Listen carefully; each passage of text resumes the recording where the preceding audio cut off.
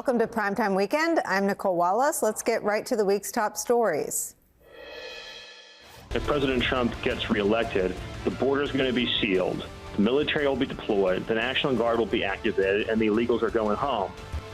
None of us have missed you. That was Stephen Miller, the architect of the utterly inhumane family separation policy that was enacted during the Trump administration.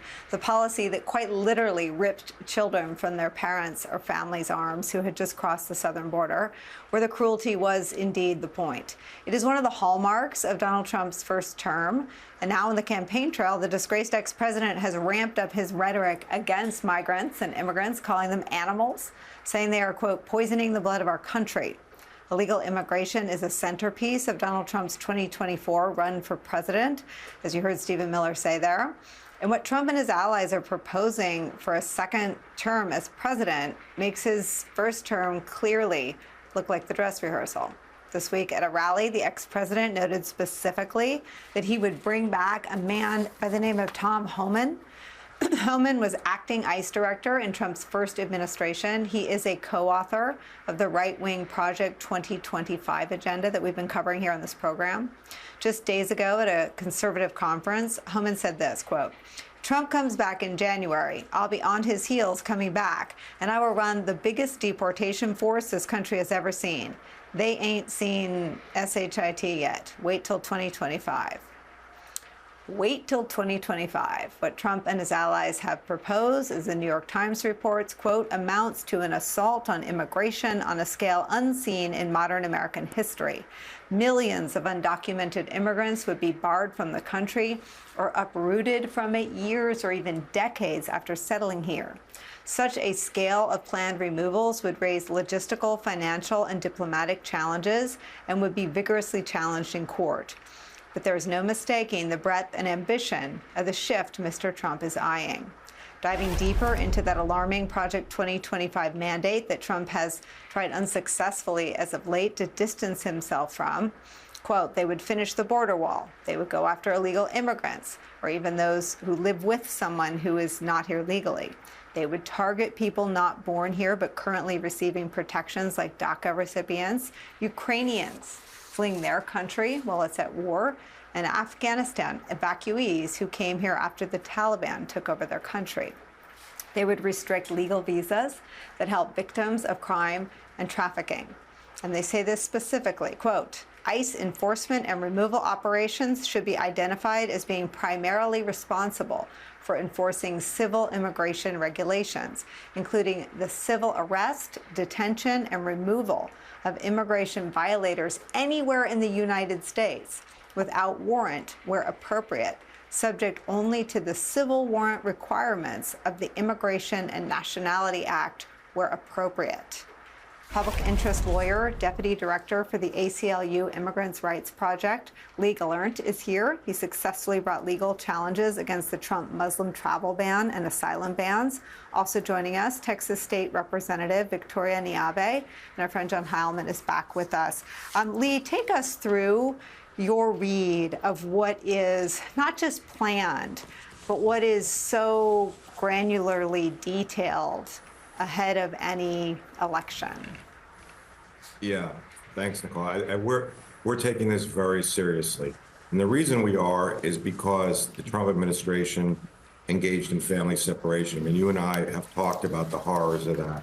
No prior administration, Democrat or Republican, would ever have done family separation or did family separation previously to Mr. Trump. And now he went in.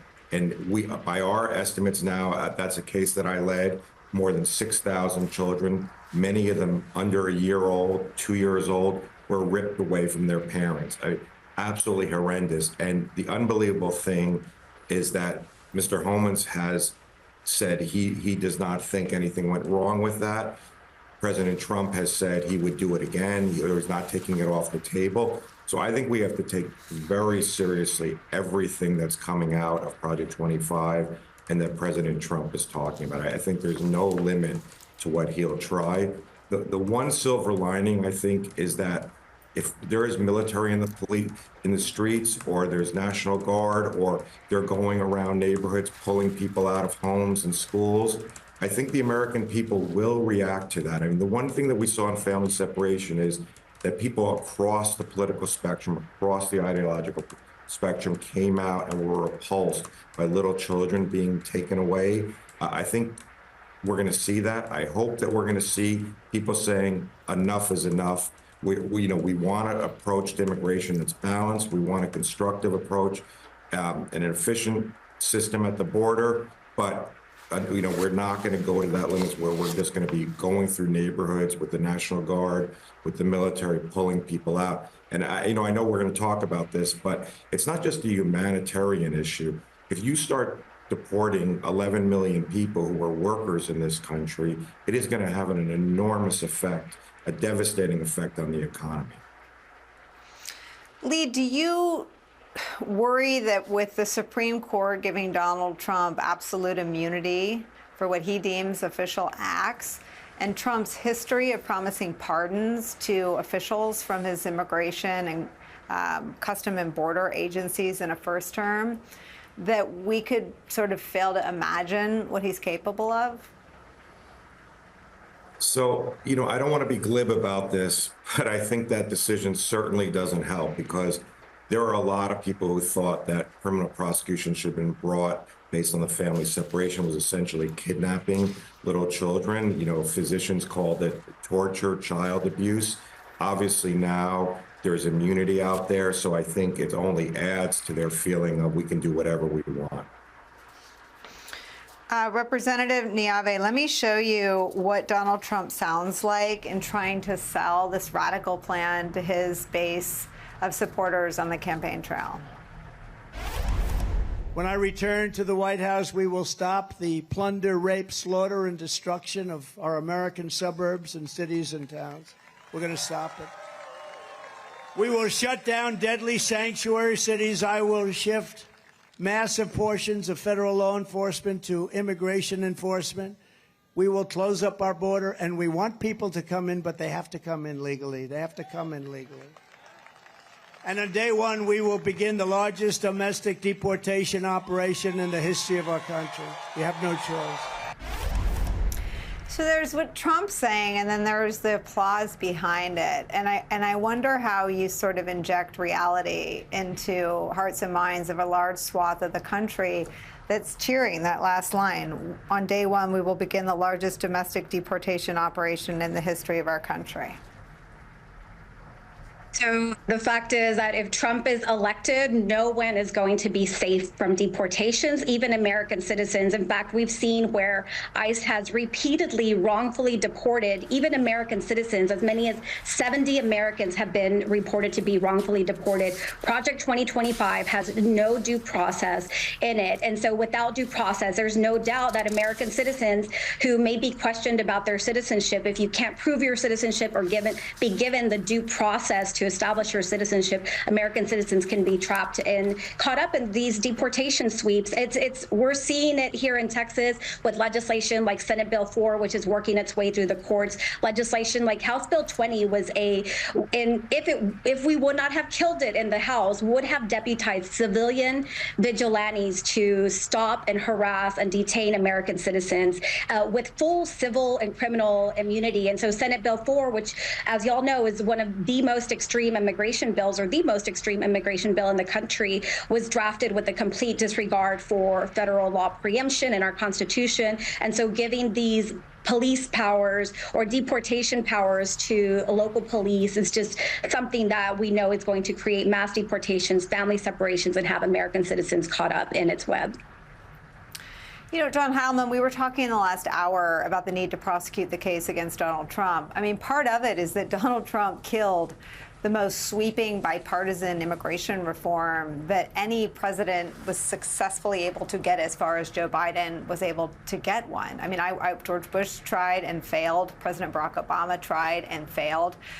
Joe Biden succeeded until Donald Trump pulled the rug out from under him. That case needs to be prosecuted as well. Well, it certainly does, Nicole, and I think it needs to be prosecuted. There's a lot of reasons why these cases that we've been talking about need to be prosecuted, and some of them are essential to the health of the country. Others are politically essential. And I would say no one should be sanguine at this point about the state of the Biden campaign with respect to a lot of core constituencies. Its position, some of the reason why people are so panicked about Joe Biden right now is that when people look not just at the horse race number nationally, but when they look at battleground states and they look at the Biden campaign's persistent lag now, we're getting very close to Election Day, and the numbers keep coming in where with core constituencies, with African Americans, with young voters, and in this case, particularly with Hispanic voters, they are in a world of hurt. There's not a path to winning 270 electoral votes that doesn't involve fixing some of those numbers. And one of them, a core one, essential to Joe Biden's victory in 2020, was his strength of Hispanic voters. Donald Trump has consistently, over the last few years, eaten into that number. And there's a lot of things that need to be done about that, but prosecuting the case you were just talking about is part of that. And prosecuting the case about, not just about the fact that Donald Trump upended the immigration reform that Joe Biden had on the brink of being passed, but also what the plans are for how they're going to handle the questions of immigration in 2025 and beyond if Donald Trump gets in the White House. That's got to be prosecuted within an inch of its life, because the numbers really are, I've seen them all. It's not good, and they gotta make this case. If they don't make it, there's not really a path to win the election. I mean, and Lee, just to bring it back to the human level, I mean, I remember where I was. I remember who was on the air. I will never forget the sound of the ProPublica audio of the child screaming when child separation broke. I remember what I was wearing. I mean, I remember everything about learning about that story for the first time. And I think I only had 1 hour. Those were the good old days. But I think before I got off the air, there might have been statements from former First Lady Laura Bush and other former presidents. And you're right, there was an outcry almost instantly to the human horror of what was being done to children. But I want to read you some of the polling Don Heilman's talking about, because for the first time since 2005, a majority of Americans want there to be less immigration. I wonder if you can just talk about the cumulative effect of Donald Trump's demonization of immigrants and migrants and asylum seekers over 9 years that he's dominated the Republican Party and its rhetoric. Has that had an impact on how people see immigrants? I think it definitely has, you know, and to your point and to John's point, we need to be out there explaining what exactly Trump's policies will do. I think when you ask people in an abstract sort of vague way, do they want more immigration, less immigration, people aren't really sure exactly what that means. But when you talk to them about, well, do you want a sort of balanced approach to immigration? And here are the facts about immigration, the economic facts, the various other facts. Or do you say, do you want something along the lines of what President Trump is proposing? Do you want little children being ripped apart again? Do you want the military in our streets? Those kinds of things. I think people react very differently. So I think it's incumbent upon us to talk specifics, but also to get these human stories out. My own feeling, having done this a long time, is that when you talk in sort of platitudes and abstractions to people, they're not really sure where to go, and they might answer, yes, less immigration. But when you say, do you want little babies taken away from their parents? You say, do you want the military in the streets? Do you want, if you're an owner of a small company, do you want all of your workers supported? I think people have a different reaction. So it's really incumbent upon us to get out there and talk about it in a very specific, visceral way. Because with family separation, you're absolutely right. I have never seen a situation where so many people came up to me and said, you know, I generally am on a different side in the ACLU on macro immigration policy, but this is a step too far. And I think that's why, as you pointed out, you did see Laura Bush on her own come out and say, wait, this isn't the America. So I think there is a balanced approach that can be taken. People want to do something about the border, but I don't think they want what President Trump is proposing. I hope they don't, but I think it's really, again, I can't say this enough. We need to get out there and make the case that this is way too extreme for what American people want and our values. Up next for us, as Donald Trump and the Republicans step up their attacks on Vice President Kamala Harris, there's new reporting today on how Democrats are stepping up their own efforts to defend her.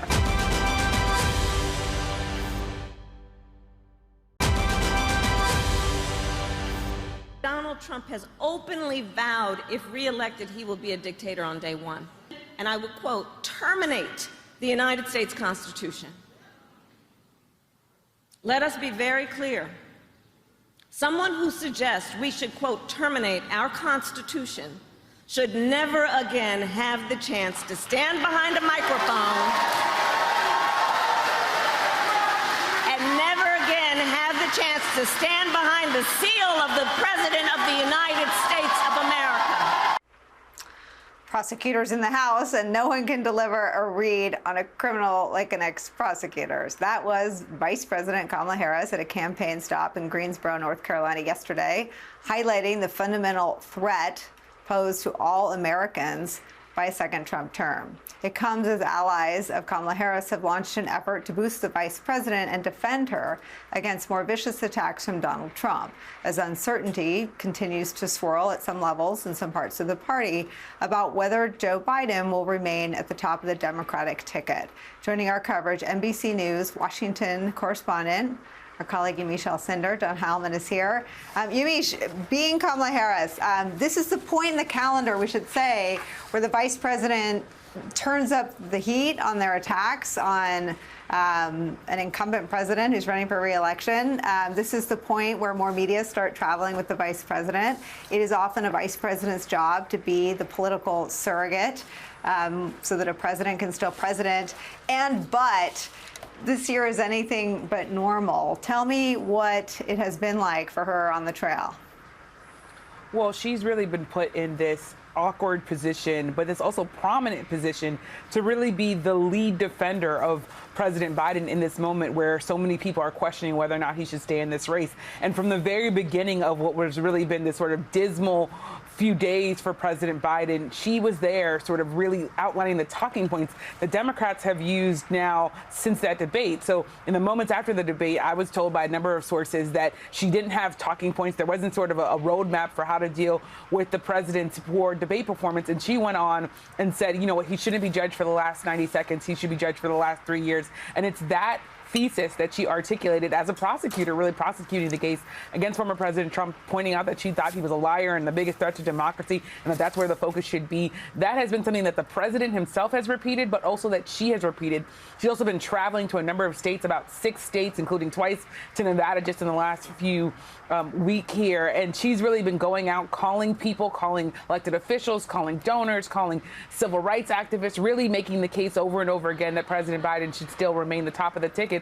And she's doing this as she's starting to get more intense support for people to say, well, you know what, if Joe Biden does step down, there's no one else that should come but Kamala Harris. And there are a number of people, Black Democrats in particular, but I say donors. I was just on the phone with a big donor group that's really launched millions of dollars in bolstering her in this moment, and looking at research and doing polls just in the last week and a half on her particular, talking about the fact that she is focusing and has a sort of ability to mobilize young voters and voters of color in particular. But the K-Hive is getting started, right? You have all these people that are sort of buzzing about her, but also she's still saying, look, I don't want to undermine the president. I want to be loyal. If he wants to stay in, I'm going to stay there with him. So while she's balancing all of this, it's been sort of a really, I think, wild point for her, but it's also been a point where she's stepped up and really shown strength and convinced some people who were really critical of her, who were really questioning whether or not she could be a president or she could be, even in 2028, someone the party could look to. A lot of those people have quieted down and say,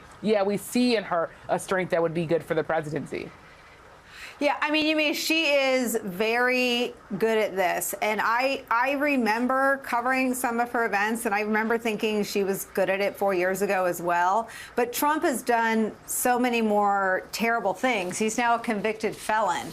And she is, it sounds like in some instances, crafting some of the attacks, and they are landing. And I've watched the events from the speeches to the rope line. They are connecting. And whatever happens on the Democratic side, she is delivering the kinds of attacks against Donald Trump that are not just helpful, but urgently needed if there is any chance that the ticket closes the now yawning gap in some of the battlegrounds. What is the plan for how to deploy her?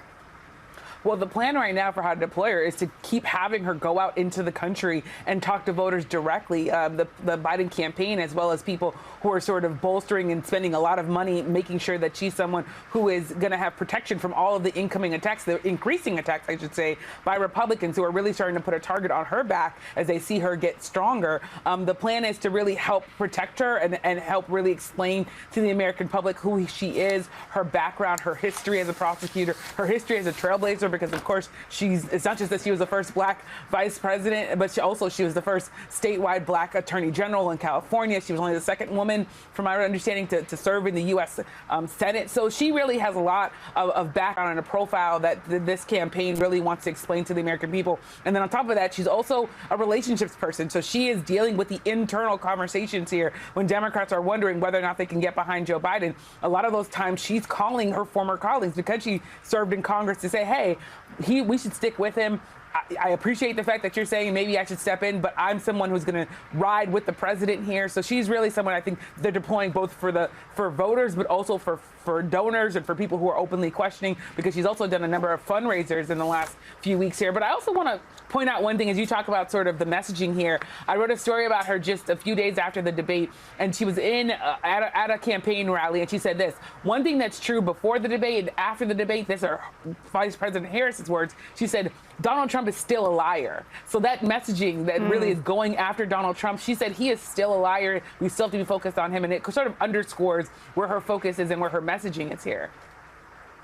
You know, John Hallman, an incumbent president always has a hard time running for re-election. And it's impossible if it is a choice, right? It has to be a referendum on the inadequacy of the alternative.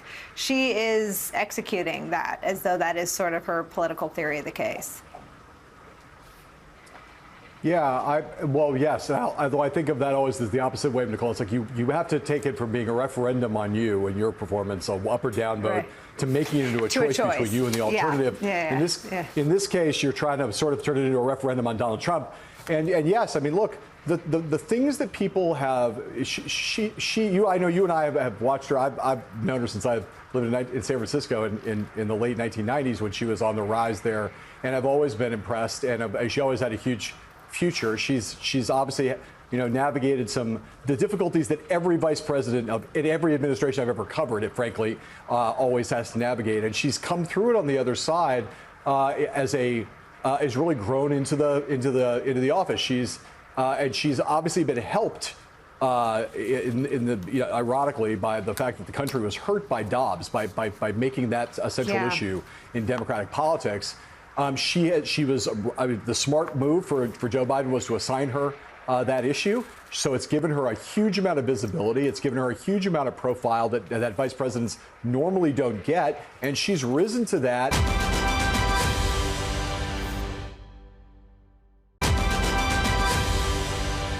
Where there's smoke, there's usually fire. And the repeated denials of any connection between the radical manifesto written by the Heritage Foundation to send America back to the 1800s and Team Trump are generating a whole lot of smoke. Now for the fire, brand new reporting reveals that the very same people behind that radical manifesto, Project 2025, are also behind Trump's Republican Party and their official party platform. ABC News reports this, quote, in May, the Trump campaign and the RNC announced their platform committee leadership team, the senior officials tasked with drafting the Republican platform. And they named Russ Vought as the platform committee's policy director and Ed Martin as deputy policy director. Both have ties to Project 2025. And as we reported on this program yesterday, Vought was a former Trump administration staffer, which brings us to the wider point. If you want to look at what Trump and his allies plan to do in a second Trump term, look at what they sought to do in the first. A key plank of Project 2025 is a total transformation of the way the Justice Department has functioned since the very beginning. It calls for the undoing of the central tenet of the Department of Justice, its independence from politics. Project 2025 calls to, quote, ensure the assignment of sufficient political appointees throughout the Department of Justice. That means purge experienced career law enforcement officials, replace them with appointees who will do whatever Donald Trump asks. It experience, merit, ability to pass a background check. None of that will happen. None of that will matter. The only qualification for serving in Trump's DOJ, loyalty and acquiescence to Trump. And as Trump has repeated over and over and over again, a key priority for his second term will be, in his words, retribution and revenge. That means more people will have harrowing experiences like our next guest, Michael Cohen, had. Michael Cohen was sent back to prison, notably 4 years ago today, in a move a judge deemed retaliatory for refusing to back off publishing a book about Donald Trump. The aforementioned Michael Cohen, host of the Mea Culpa and Political Beatdown podcast, author of the books Disloyal and Revenge, How Donald Trump Weaponized the U.S. Department of Justice Against His Critics. Michael Cohen, it's great to see you. Good to see you, Nicole. I feel like we are sort of sleepwalking into this false notion that what Trump promises in a second term is new. It's not. It's what he successfully did in a first term, which is to prosecute and jail people who threaten him, people he deems his rivals or opponents, people like you. Tell us what happened 4 years ago today. People like you too, Nicole, and the president of your MSNBC station. Donald has been very clear about his enemies list. And there are many people on it, including folks like Mark Zuckerberg. What they did is they lured me down to 500 Pearl Street, and they provided me, and I showed this on your program a couple of weeks back. They presented myself and a friend of mine who's a lawyer, Jeffrey K. Levine, who I asked to join me because something just seemed terribly amiss. And they gave us this 2-page document that is filled with syntax and grammatical and spacing errors. And the very first paragraph is a complete and total violation of my First Amendment constitutional right, in that it prohibited me from speaking to the media, publishing a book, doing television, anything, including friends and family were supposed to be warned not to discuss anything to do with me because it would glamorize a federal inmate who is on confinement status. It was an absolute ridiculous paragraph, again, that was drafted for me. And how do we know this 2-page document was drafted for me? Because it does not contain a federal identifiable number to it, whereas the real one clearly does.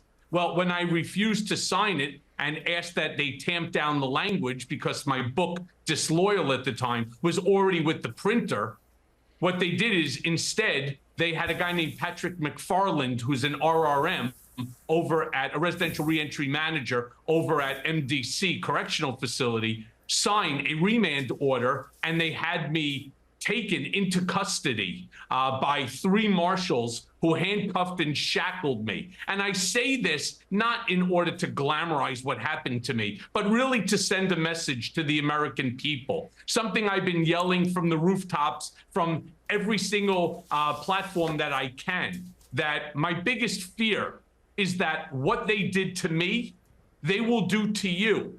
Donald already has a blueprint of what he needs to do, and that's weaponizing the Department of Justice, weaponizing government, which he said he was also going to do.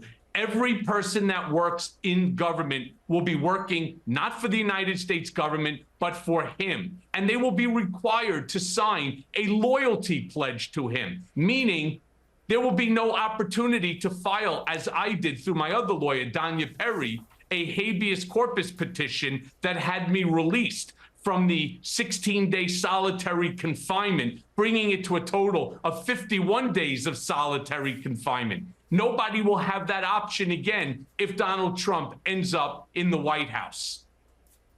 What impact, I mean, you know the inside of his brain in terms of his desire to stay just on the other side of criminality, to stay out of jail, to avoid what Chris Christie used to say, the clink of the door. The Supreme Court wiped away that check on his worst impulses by granting him absolute immunity. What do you think he's capable of?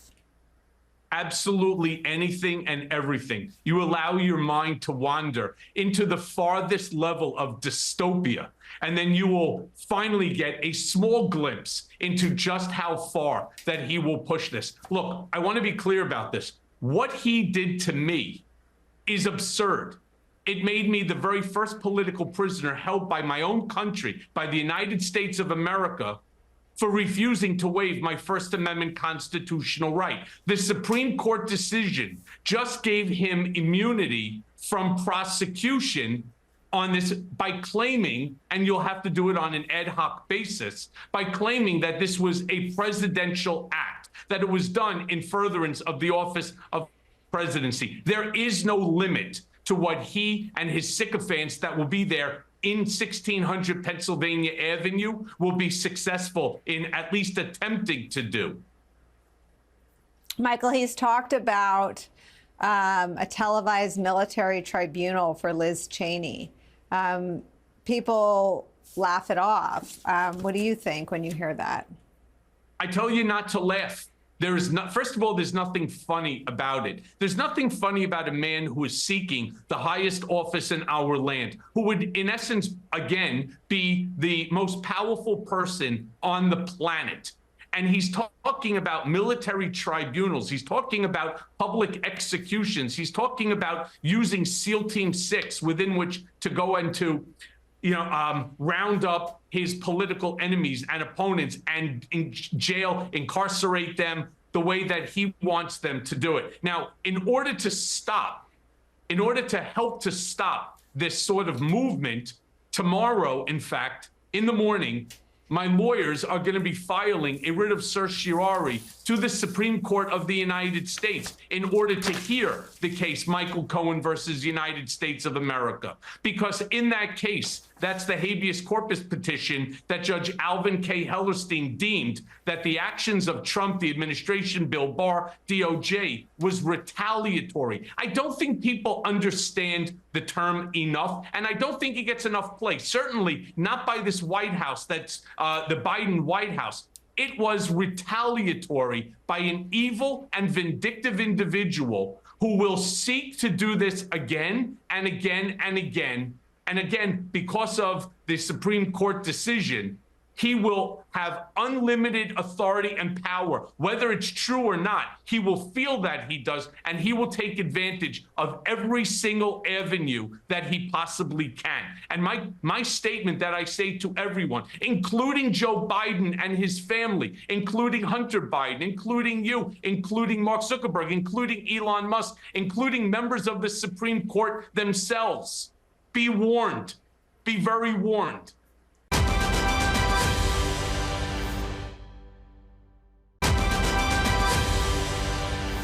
When we come back, a deeply reported news story about Team Trump's nightmare scenario. That brand new reporting for you after a short break.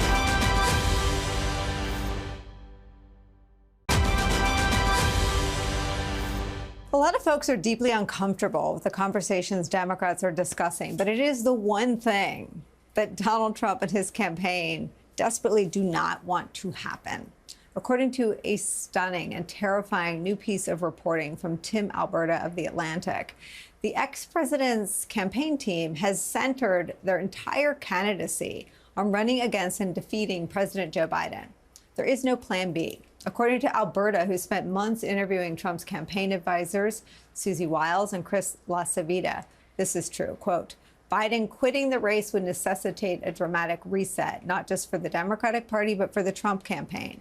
They know their campaign has been engineered in every way, from the voters they target to the viral memes they create to defeat Joe Biden. And privately, they're all but praying that he remains Trump's opponent. Joining our conversation, former Republican Congressman, MSNBC political analyst David Jolly. Also joining us, voting rights attorney, founder of the site Democracy Docket, Mark Elias is here. I know you both got through this whole terrifying piece of reporting, but just on this idea, I feel like for the last 9 years, orienting myself around being for what Trump is against was a good guide, that I was going in the right direction. This sort of ties the brain in a knot, Mark Elias.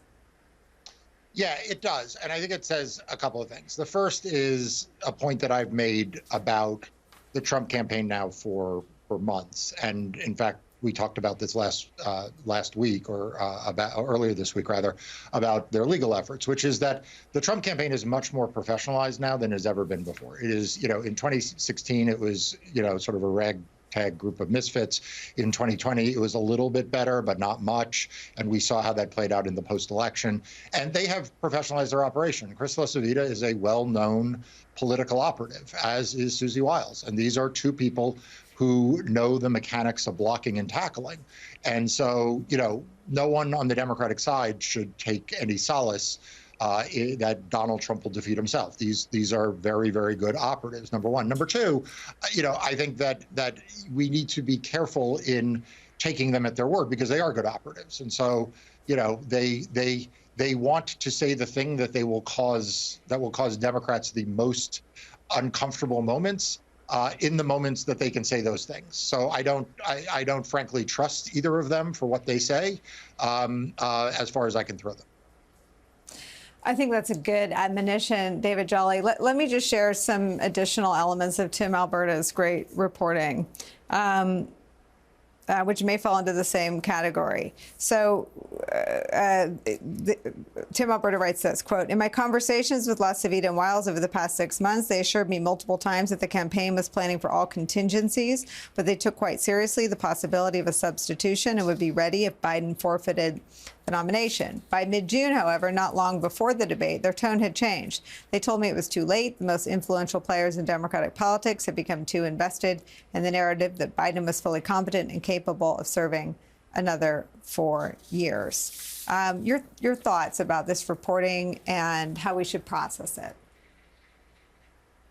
I think on its face, we are entering another election cycle that is now a hallmark of our American politics, where the two leading candidates have incredibly high negatives because each side has the ability to spend years kind of hammering home the negative partisanship themes. Republicans have spent 6 years hitting Joe Biden on everything from Hunter Biden's laptop to the Biden business affairs to sending Rudy Giuliani overseas to meet with foreign assets to hammering his age. And they've been able to do that arm's length from Fox News. So, of course, Joe Biden arrives at this election cycle really beaten up with high negatives. But so does Donald Trump.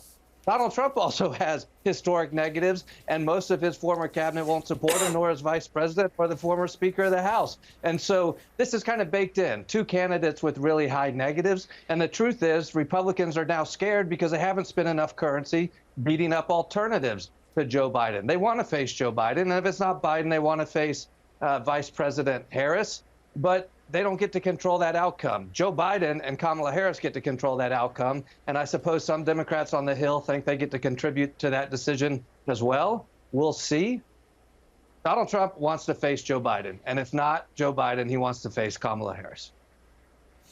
Mark Elias, I want to read something else in the piece that is squarely your bailiwick. So the marching orders were clear. Trump's lieutenants were to dismantle much of the RNC's existing ground game and divert resources to a colossal new election integrity program, a legion of lawyers on retainer, hundreds of training seminars for poll monitors nationwide, a goal of 100,000 volunteers organized and assigned to stand watch outside voting precincts, tabulation centers, and even individual drop boxes. It is a national sort of voter suppression operation masquerading as election integrity, even after lifelong Republicans, Bill Barr and Chris Krebs, found no voter fraud. What are your thoughts? It's barely masquerading. I mean, it is a voter suppression operation, and in many respects, the Republican Party takes pride in the fact that it is a voter suppression operation. You know, one of the unfortunate things about the last few weeks is that people have lost focus on the voter suppression war machine that Republicans are building and are deploying, as described in this article. As I sit here today, there are 62 lawsuits filed by Republicans and their allies to make it harder to vote. They are using the courts. They are trying to use the courts to literally allow poll challenges, allow Republican Party operatives to intimidate election officials. There was a lawsuit filed yesterday in Arizona in which they are trying to do exactly that. They are saying that laws that protect election officials from intimidation are unconstitutional because they want to harass and intimidate them. They are trying to ban and limit absentee voting. They are trying to undermine the certification of elections. Just today in Nevada, the state had to sue the 3 Republican members of Washoe County's board. This is the second largest county in the state because they refused to certify the accurate results of a primary election. I am here to plead with everyone. Please don't get distracted from the fact that Republicans are trying to make it harder to vote and easier for them to cheat. They are laying the groundwork to subvert the election results. This 100,000 figure may be inflated, but they are going to have a lot of assets and resources on the ground, intimidating election officials, suppressing voting rights, harassing voters, and ultimately trying to overturn free and fair elections. We saw it after 2020, and we are going to see it again in 2024. This has been Primetime Weekend. I'm Nicole Wallace. Please tune into Deadline White House and all of our primetime shows weekdays on MSNBC. Hey there, MSNBC fans. I'm Luke Russert, and be sure to join me, Rachel Maddow, Jen Psaki, Lawrence O'Donnell, Steve Kornacki, Joy Reid, and many more September 7th in Brooklyn, MSNBC Live Democracy 2024. Click on the link for ticket information. We will see you there.